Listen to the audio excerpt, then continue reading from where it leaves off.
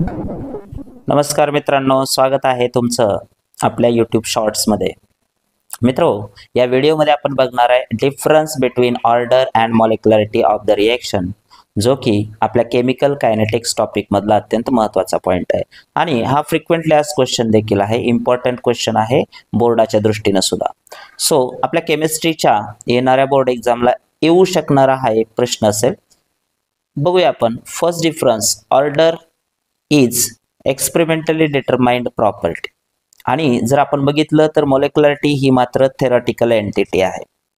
त्यानंतर order of reaction मध्ये sum of powers of concentration terms of reactants those appear in the rate equation. Rate equation मध्ये ज्या पण concentration terms असतात त्यांच्या पॉवरची सम करायची म्हणजे बेरीज करायची.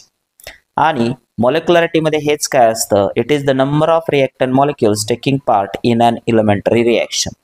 मॉलिक्युलरिटी मध्ये मात्र एखाद्या केमिकल रिएक्शन मध्ये किती मॉलिक्युल्सने भाग घेतलेला आहे त्याच्यानुसार त्या रिएक्शनची मॉलिक्युलरिटी ठरते मित्रांनो.